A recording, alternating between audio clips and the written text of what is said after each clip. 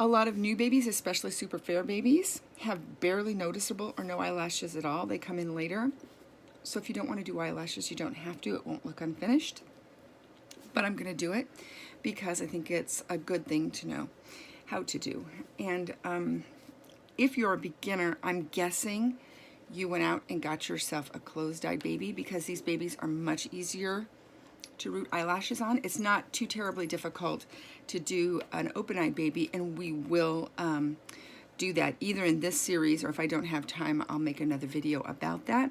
But for right now, we're going to do the closed-eyed baby because it's super simple, and this is a good way to get started rooting. So the tools you're going to need are pretty basic. We need a toothbrush that has never been in your mouth and will never be in your mouth. Some tiny little manicure scissors, a pair of tweezers to pull out unruly eyelashes and to get rid of pluggy eyelashes, and the infamous rooting needle that you've probably been dreading. Don't dread it. It's not a big deal. You know, in another video, I'll go through rooting needles, size, types, and all that kind of stuff. But for right now, I think we're just going to use a very simple rooting needle. This is a multi-barb needle. I think it's like a 42.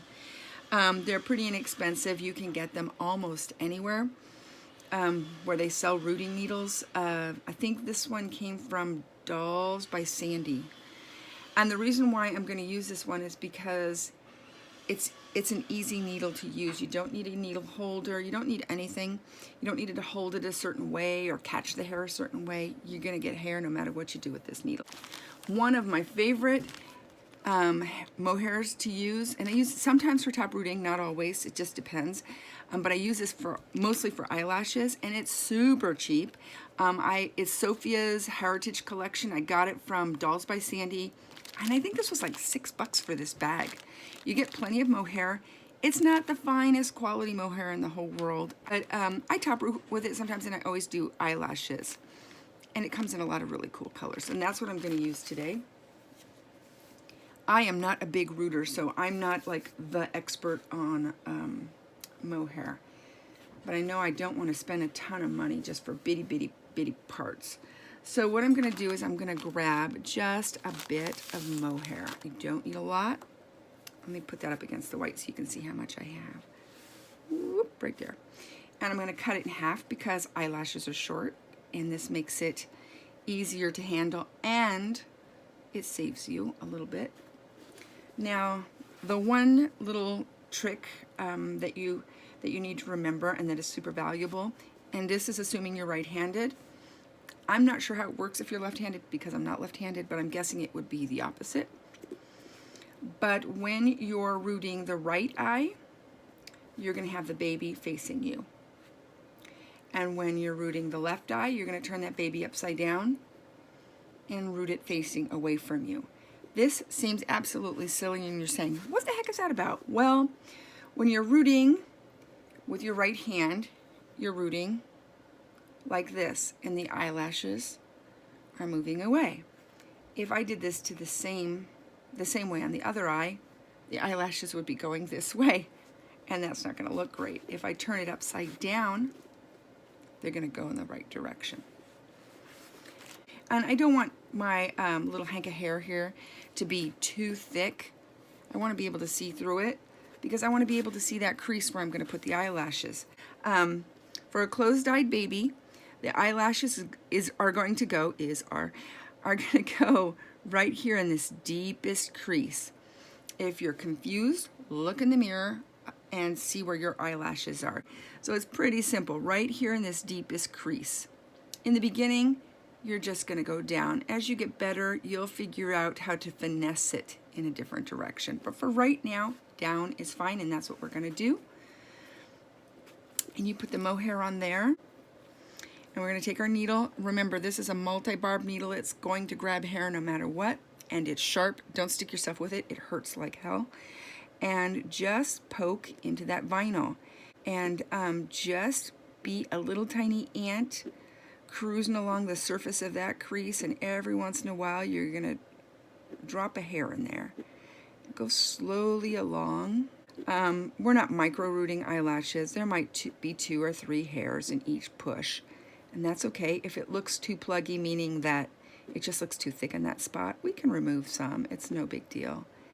Now, if that feels okay, I'm going to remove this. Just pull it away. I'm going to reuse some of that hair. And I can tell already this is way too pluggy for me, but that's okay. This is how we learn. So here we have our eyelashes that are in. You can see it went really thick here, not as thick here. This is kind of what we're shooting for right here. We don't want this. And then because I don't feel done, I feel like there's still a few spaces that didn't get enough, and I kind of want it to be even. It doesn't have to be perfect, but a little bit more even. I'm going to go back and try to put a few in that spot. There we go. There we go. So now I have this super pluggy part here that I'm going to get rid of some of those hairs. And also while you're doing this, look for a couple of hairs that maybe don't make sense. Some of these hairs are thicker than other ones. Some are a little bit more curly, and they might be not going in the direction that you want, and you're not going to change that. If that eyelash is all unruly, it's going to stay unruly. And then we're going to I would trim that, but I'm going to wait to get to the other side so that I can make sure that they're as even as possible. They're not going to be perfectly the same, but you know, I want to get close. So hopefully this side won't give me any grief. Remember, we're going to turn that head in the opposite direction, lay that hair over that spot, and we're just going to poke in eyelashes as we go along that crease. And I'm not saying I'm the expert eyelash rooter. There's probably a million people who do it better than me or have better ideas and tips, and that's awesome. I'm just showing you the way I do it. Let me brush out some of those hairs. Here's an example of super thick and just kind of fine. I like this better. If you like this better, there is nothing wrong with that. And some babies do have very thick eyelashes. But I am not going to do that because I don't really want that look. So I'm going to go through, and wherever there's a place where like a million eyelashes went into one hole, I'm just going to pull them out. No big deal. Let me see. This side is still a bit thicker. I can either thin this down more or add more on that side. Let's see. Okay. So they're about even, and you'll probably be pulling out more eyelashes. Let me gather up some of this hair. This is hair I won't be using again. And I'll throw that little knot in the garbage.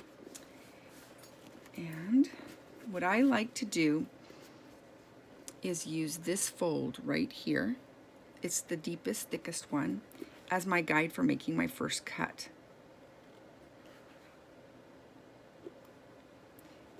And I'll do it again on this side. I'm just going to follow. I'm going to even put my scissors in that big fat groove there and just follow it and make my first cut.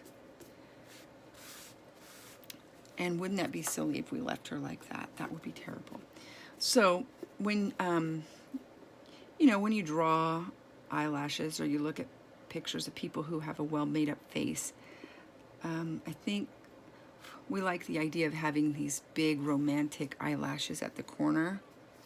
It doesn't look really realistic, and babies don't generally have that.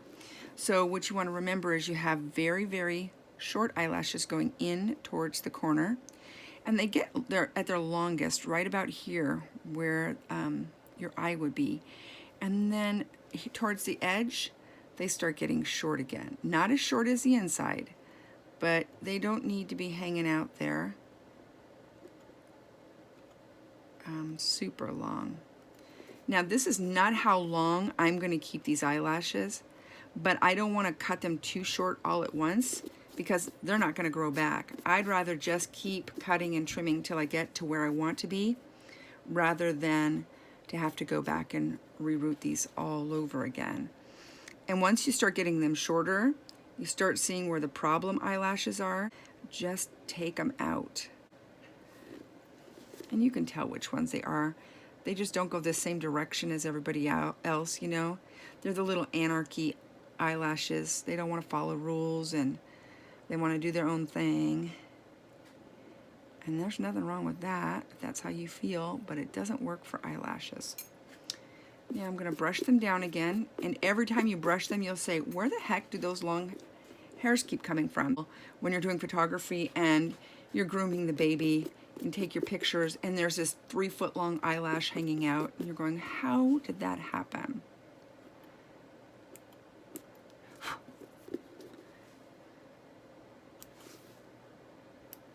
Okay, so now I'm at a place where the eyelashes look good to me, and I don't have any unruly eyelashes. They're all trimmed, everything looks great.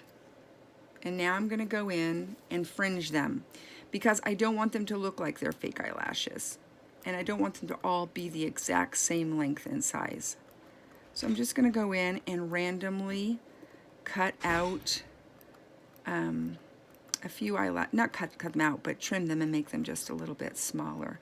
And this will also decrease the bulk of the eyelashes so they don't look too fakey. And you can do this forever. I mean, just do it till it feels right. Everybody has their own look. There is an artist that I absolutely love, and all her babies have super thick eyelashes, and they have really, really, really thick, dark eyebrows. And they just remind me of old-fashioned photos of kids, you know. I don't know, I can't explain it. I just like the way it looks. And that's her style, and that's the way she does it. And then some people, you know, they might root maybe 20 eyelashes in there and call it a day, and that's okay too. It just depends what you're looking for. So as I'm trimming these down, I'm revealing a few more darker spots that I don't really like. And I'm going to trim out some more of these hairs because I think they're still way longer than they need to be for a newborn baby. And remember, you've rooted those in deep, so if you like overcut a few and you're regretting it, and you're saying, oh no, you can get your tweezer and pull that shorty out just a bit. If it's freaking you out, if you said, oh no, I just cut a whole chunk I didn't intend to, there's still a rescue there for that. There we go. I think that's good. What do you think? Those are probably a little longer than I would normally keep them, but it works on this baby, so I'm going to keep them right there, especially since I know she's a girl. And you know, I hate to like say, oh, girls all have these beautiful long eyelashes and boys don't. It's not that, but it just does lend some femininity. Our brains just see that. All of my boys were born with very fair eyelashes, but then they very quickly grew in some nice thick eyelashes at a couple months old. I am lucky to have these boys with these big juicy lips and long eyelashes. I think it's beautiful. There we go. Now the next part, if you haven't died of boredom already, is getting some Mod Podge. And I'm just going to go inside of there and I'm going to spread some Mod Podge on the exposed eyelashes that you can see inside the head. Go really thick. It'll dry, it'll get hard, and it'll hold the eyelashes in place. Is it possible that you can see that? If you can't see it, I apologize. But basically, look inside the head, visualize where the hairs are coming out, and just pile in some Mod Podge. Leave this head this way. Let the air get it all dried up. Don't assemble the baby till that's fully dry. You don't want any moisture inside a baby's head when you assemble it. It may create mold later. You can use a blow dryer in there if you want. Remember, no heat gun. You can blow dry it. For the most part, that baby's eyelashes are done. And I think what's left is just doing final touch-ups and getting babies assembled. Isn't this cool?